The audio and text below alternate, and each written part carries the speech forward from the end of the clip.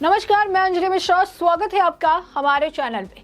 आपको बता दें कि जिस तरीके से एनसीपी के नेता शरद पवार द्वारा अदानी का आप कहिए बचाव देखने के लिए मिला, जिस तरीके से वो अदानी को लेकर टिप्पणी करते नजर आए और कहा कि अदानी को फंसाने का प्रयास किया जा रहा है। साथ ही साथ उन्होंने ये भी कहा कि जेपीसी की मांग की आखिर जरूरत क्यों है। तो ये सारी चीजें जो है उनके द्वारा कही गई है और अब शरद पवार के बयान पर राहुल गांधी की पहली प्रतिक्रिया देखने के लिए मिली है, जहां पर उन्होंने शरद पवार का बिना नाम लिए ही कुछ ऐसा ट्वीट करके लिखा है जिससे ये बात स्पष्ट हो गई है कि पहली चीज तो वो शरद पवार के बयान से बिल्कुल राबता नहीं रखते हैं और दूसरी चीज शरद पवार का बयान राहुल गांधी को कुछ खास पसंद नहीं आया है।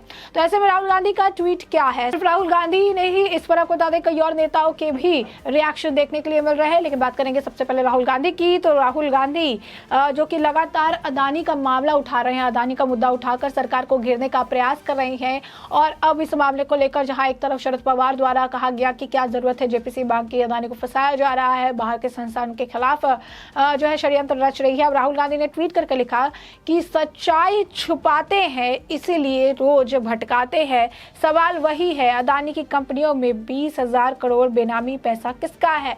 यानी स्पष्ट तौर पर शरद पवार के बयान के बाद राहुल गांधी की यह पहली प्रतिक्रिया देखने के लिए मिल रही है, जो ये भी बता रहा है कि विपक्ष के बीच में दरार है। और कई बार भी ऐसा हुआ है कि राहुल गांधी के कई सारे बयानों से एनसीपी किनारा कटती हुई नजर आई है और ऐसे में शरद पवार का बयान अदानी के मामले को लेकर जिस तरीके से आया वो भी राहुल गांधी के लिए बड़ा झटका बताया जा रहा था। और ऐसे में अब राहुल गांधी जिस तरीके की प्रतिक्रिया दे रहे हैं, इससे ये बात स्पष्ट है कि 2024 में जो विपक्ष को एकजुट करने की बात हो रही है, एक मंच पर लेकर आने की बात हो रही है, एकजुटता की बात हो रही है, गठबंधन की बात हो रही है, कहा जा रहा है कि एक जो है विपक्ष एक साथ आएगा, विपक्ष एक साथ जो है काम करेगा। इसको ये भी करारा ये झटका है।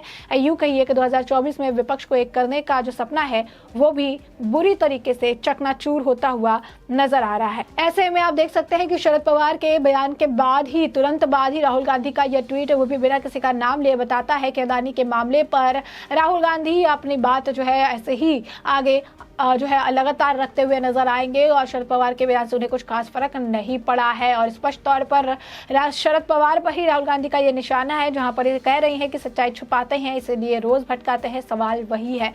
यानी एक ही सवाल को बार बार पूछ रहे हैं, एक ही बात सवाल को बार बार कह रही हैं। और स्पष्ट तौर पर अगर आप कहेंगे कि कांग्रेस के पास आज के वक्त में कोई ऐसा मुद्दा है ही नहीं और यही कारण है कि कांग्रेस लगातार ऐसे मुद्दों को उठा रही है। सिर्फ यही नहीं, आपको बता दें कि संजय राउत ने भी इस मामले को लेकर प्रतिक्रिया दी है। संजय राउत द्वारा भी इसे लेकर टिप्पणी की गई है। क्या कुछ कहा है संजय राउत ने, यहाँ सुनिए। शरद पवार ने समर्थन किया है अदानी का, कैसे देखते हैं? नहीं, मैं समर्थन नहीं मान रहा हूँ।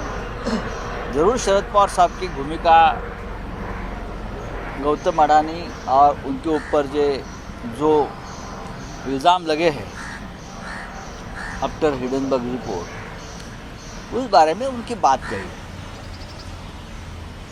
शरद पवार साहब ने ये कहा है कि विपक्ष जेपीसी की मांग कर रहा है, लेकिन जेपीसी से कोई मतलब साध्य नहीं होगा। जेपीसी का चेयरमैन बीजेपी का होता है, जेपीसी के जो मेंबर्स होते हैं कमेटी के, उसमें बहुमत बीजेपी का होता है। तो जो उनको चाहिए वही रिपोर्ट वो बना देंगे। एक पर्याय दिया है, एक विकल्प है न्यायालयीन जांच, ये पवार साहब का कहना है।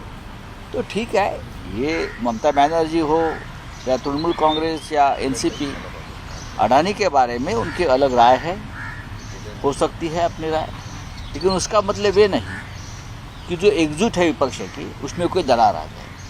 कोई दरार नहीं आएगी, ना महाराष्ट्र में आएगी, ना राष्ट्रीय स्तर पर आएगी। तो जैसे कि आपने सुना कि संजय राउत का कहना है कि विपक्ष तृणमूल कांग्रेस हो, एनसीपी हो, कांग्रेस हो, सभी की जो मत है, सभी का जो मानना है जेपीसी की मांग को लेकर या अदानी के मामले पर, सबका अलग अलग है और हो भी सकता है। लेकिन उन्होंने कहा कि इससे किसी भी तरीके से विपक्ष में दरार नहीं आई है, विपक्ष एक साथ है, विपक्ष एकजुट है। लेकिन कहीं ना कहीं आप देख सकते हैं कि इमेज डैमेज कंट्रोल का जो आलम है वो देखने के लिए मिल रहा है, क्योंकि राहुल गांधी के बयान की वजह से वो हमेशा जो प्रॉब्लम है वो होती है, हमेशा कांग्रेस जो है इसका भरपाई सफाई करती नजर आती है, कभी इसे कवर अप करती नजर आती है, और इस बार भी कुछ ऐसा ही आलम देखने के लिए मिल रहा है, जहां पर स्पष्ट तौर पर देखेंगे कि गौतम अडानी के मामले को लेकर एनसीपी प्रमुख शरद पवार द्वारा बयान दिया गया, जिस पर प्रतिक्रिया जो है उन्होंने दी है संजय राउत ने, और ये कहते नजर आए कि जेपीसी के गठन पर राजनीतिक दलों की अपनी राय हो सकती है, हालांकि विपक्षी एकता जो है प्रभावित रहती है। उन्होंने कहा, शरद पवार ने कहा है कि विपक्ष जेपीसी की मांग कर रहा है, लेकिन इससे कुछ नहीं होगा, क्योंकि जेपीसी का अध्यक्ष बीजेपी का होगा। अडानी के बारे में टीएमसी एनसीपी को अपनी राय है, लेकिन इससे विपक्ष एकता प्रभावित नहीं होगी। तो ये उनके तरफ से, यानी संजय राउत की तरफ से बयान दिया गया। सिर्फ संजय राउत ही नहीं, इस पर तरह तरह की प्रतिक्रियाएं जो है देखने के लिए मिली है। अब ऐसे में एक प्रतिक्रिया जो इस पर आई है कानून मंत्री किरण रिजिजू की भी आई है। कानून मंत्री किरण रिजिजू ने भी इस पर बयान दिया है, और उन्होंने ये कहा है सुप्रीम कोर्ट ने कमेटी बनाकर अडानी के मुद्दे को जो है देख रहा है। यह सारा मुद्दा राहुल गांधी के राजनीतिक करियर को चमकाने के लिए बनाया जा रहा है, देश के संविधान से चलता है। वहीं इस मामले पर तरह तरह की, जैसे कि हमने आपको कहा भी, कि प्रतिक्रिया देखने के लिए मिल रही है। इस मामले पर एनसीपी प्रमुख शरद पवार के बयान पर महाराष्ट्र कांग्रेस अध्यक्ष नाना पटोले का बयान था। उन्होंने कहा कि उनका व्यक्तिगत मत हो सकता है। कोयला घोटाले के मामले पर भी कोर्ट की कमेटी बनाई गई थी, लेकिन विपक्ष के कहने पर जेपीसी की गई। अडानी मुद्दे पर जेपीसी होनी ही चाहिए। तो ये तरह तरह के आपको बता रहे हैं कि बयान जो है शरद पवार के बयान के बाद देखने के लिए मिल रहे हैं, और ये कहना गलत नहीं होगा कि ये बयानबाजी का दौर लगातार चलता हुआ भी नजर आएगा, क्योंकि शरद पवार के बयान से काफी ज्यादा जो है खलबली वो देखने के लिए मिल रही है। शरद पवार के बयान से अब जो चीज़ें हैं वो परिवर्तित होती हुई नज़र आ रही है। ऐसे में आपको बता दें कि शरद पवार जो है वो कह रहे थे कि जेपीसी जांच की ज़रूरत जो है क्यों नहीं है। उन्होंने कहा था कि वो मामले पर जो है कहते नज़र आए थे। उन्होंने कहा कि मेरा इंटरव्यू अडानी पर नहीं था, मुझे लगता है कि इसे तूल दिया जा रहा है। और उन्होंने कहा कि काफ़ी और भी अहम मुद्दे हैं, कई सारी और भी चीज़ें हैं जिस पर फोकस किया जा सकता है, लेकिन लगातार जो है ये सारा चीज़ें जो है घुमा फिरा कर कहा जा रहा है। उन्होंने ये भी कहा था कि वहाँ भी सत्ताधारी दल का वर्चस्व है। उन्होंने कहा था कि अडानी को टारगेट किया जा रहा है, यानी शरद पवार द्वारा ये कहा गया था कि अडानी को टारगेट किया जा रहा है, जेपीसी की मांग जो है बेकार है। और यही कारण है कि आप समझ सकते हैं कि राहुल गांधी को आखिर तकलीफ क्यों होगी, क्योंकि राहुल गांधी और कांग्रेस के पास आज के वक्त में कोई मुद्दा नहीं है। वो लगातार जो है सरकार को, केंद्र सरकार को घेरने के लिए एक ही मुद्दे का इस्तेमाल कर रही हैं, और ये मुद्दा जो है स्पष्ट तौर में अगर आप देखेंगे तो ये मुद्दा जुड़ा हुआ अडानी से है, और अडानी के मामले को लेकर ही लगातार उनकी तरफ से प्रयास किए जा रहे हैं। अडानी के मुद्दे को लेकर ही लगातार वो आप कह सकते हैं कि बयानबाजी कर रही हैं।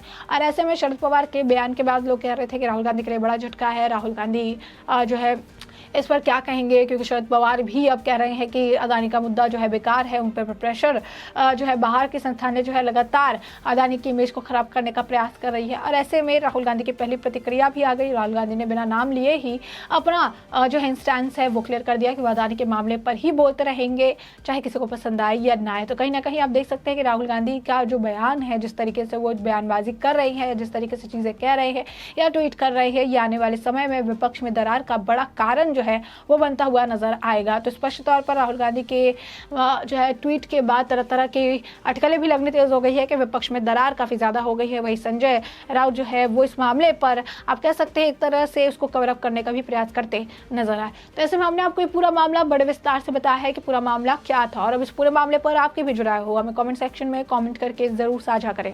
धन्यवाद।